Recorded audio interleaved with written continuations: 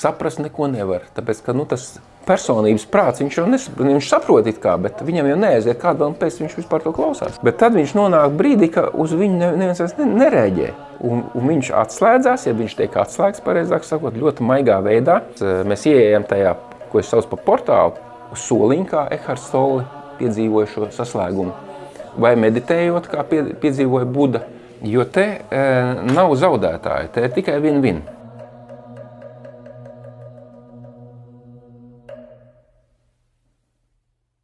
Tā kā es pats esmu iekritis tā kā bita uz medu, ja? Es uzaicināju vēl kādu.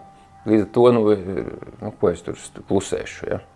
Kaut ko es runāju, bet būtībā, iedomājies, tu kaut kas te skan, tad tu mēģini saskatīt, tad tev kaut ko stāst krieviski.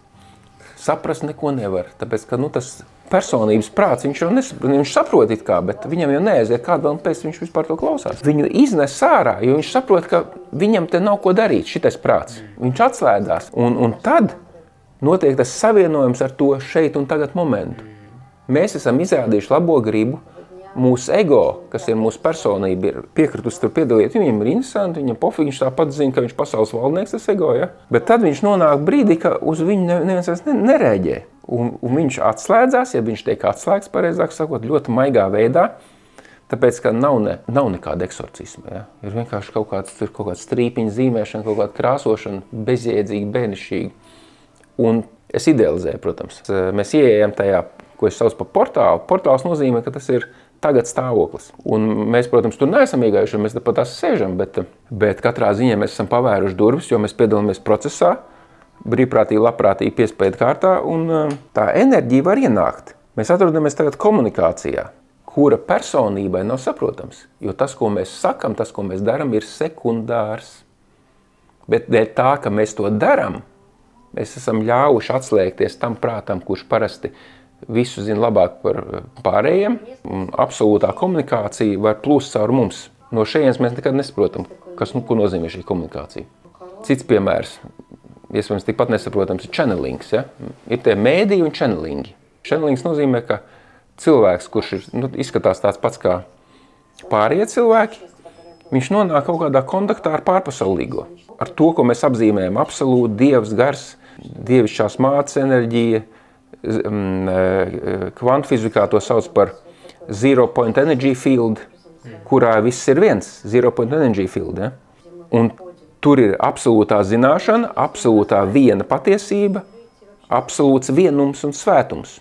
Bet tas, kurš piedalās no šīs pasaules tajā channelingā, kurš ir pavēris durvis uz to situāciju, vai nu sēžot parkā uz soliņu, kā Ekarts Tolle piedzīvoja šo saslēgumu, vai meditējot, kā piedzīvoja Buda, vai kā piedzīvoja Jēzus, pirmo reizi man nav nejausmas, ja? Bet viņš nokļūst komunikācijai, kontaktā ar pārpasaulīgo. Un mēs arī tagad esam savā veidā, mēs esam ļāvušies.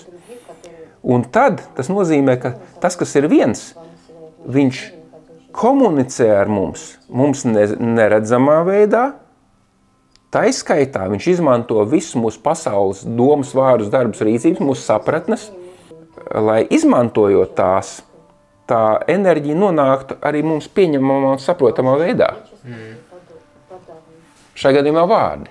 Un ir pat tā, ka viens tas pats tēls, teiksim, Jēzus vai kaut kāds dievs, dažādi cilvēki channelingo.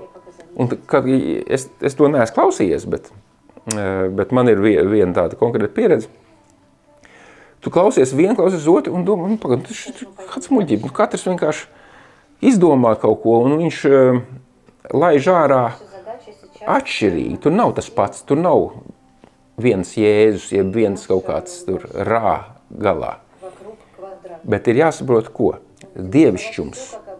Viņš izmanto cilvēku, viņa prātu, un pēc tam arī ķermeni, un pēc tam arī balsi, lai nodotu pasaulē enerģiju un vibrāciju, bet viņi var ienākt tikai tādos vārdu salikumos, kurus nosaka tas cilvēka prāta struktūra. Kā to var definēt, kas ir channelings? Jo viens jau var, viens varbūt pa īstam. Channelings ir saikne ar pārpasaulīgu, viss ir pa īstam, viss ir pa īstam. Tu bieži staigā melodams. kādam? Nē. Es arī ne, un neviens tā nedara. Neviens tā nedara. Vienkārši viņš ir tur, kur viņš ir, tas, ko viņš saka, tā ir patiesība. Nav nekāda veida, kā no malas var pateikt, ka tas ir nepareizi. Vienam ir 4. klases apziņa, viņš ir channelingā, vienam ir augstskolas doktora apziņa, viņš ir channelingā. Rezultāts, avots ir viens, bet tas, kas nāks ārā, tie vārdi, tā mīmika, tas būtu pilnīgi savā, un to nekad nevarēs salīdzināt. Tas tā kā tā naftu, ja, sijā naftu. Lai no naftas dabūtu 91. benzīnu, vai kas mums tur, 98., 95. un uz leju, kas tur, un dīzeļdegviela, mazuts beigās, ja. Nafta ir viena. Pieņemsim, ka viņi ir no tā vienuma. Un tie rezultāti dažādi, tāpēc, ka viņi iet cauri dažādiem tīkliem. Nu, kaut kā tā, labi jāpazīmē kā. Šitā mums jāuzvelk tāda līnija, kas ir ap šito kvadrātu vilksim līniju.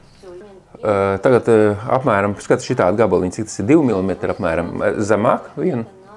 Šitie te iezīmē.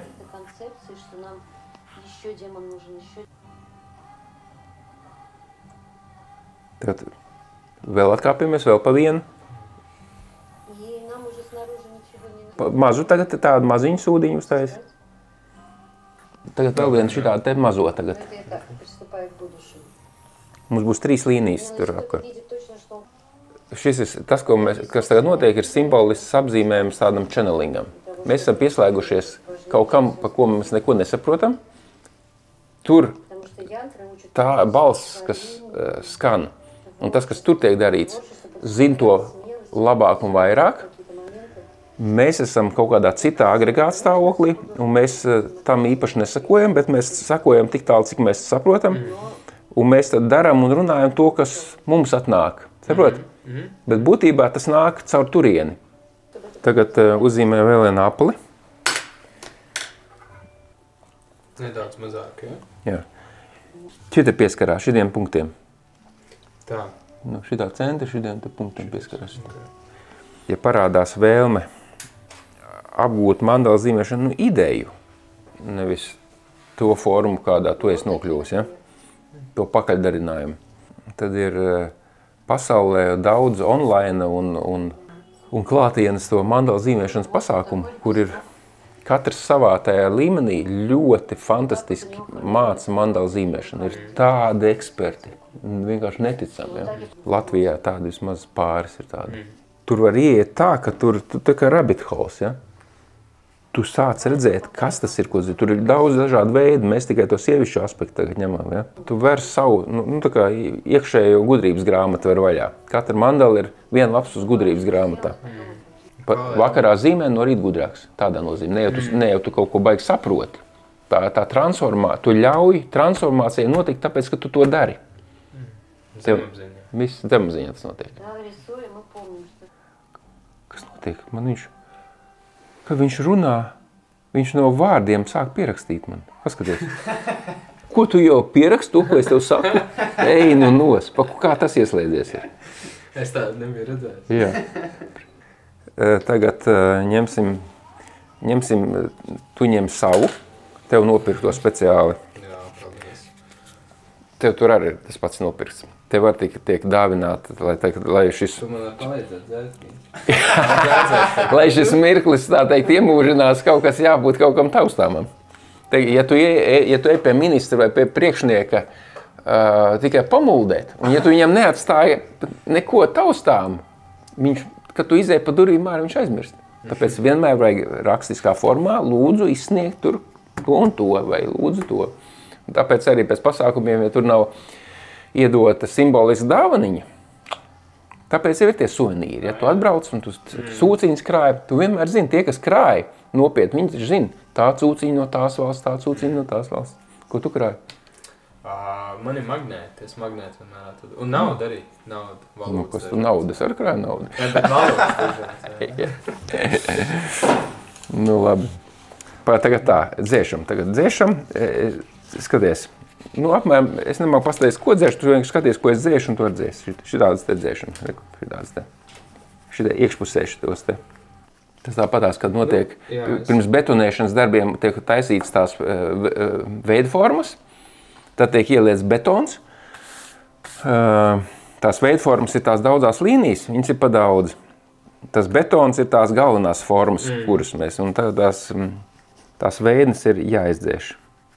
Mūsdienās jau bauda nodarboties ar tādām lietām, jo te nav zaudētāji, te ir tikai win-win. Pirmkārt, kāda daļa, kas ir tavu tā garīgā, ezotēriskā personība, viņi ir apmierināti, viņi piedalās kaut kādā iespējams nozīmīgākā pasākumā. Tad ir tas mākslinieckais, tas bērns, kas vienmēr ir gatavs kaut ko pazīmēt. Viņš, skaties, viņam līnijas, krāsot, viņš ir apmierināts. Tad, teiksim, mūsdienās ieeja veikalā, parastā rakstām piedara veikala. Tur var tādas zīmuļus nopirkt mūsdienās. Nu, vienkārši augstākā līmeņa.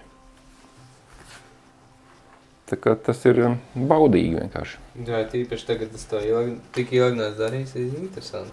Es nevaru sagaidīt krāsošanu. Nu jā, tāpēc līdās ķersimies klāt.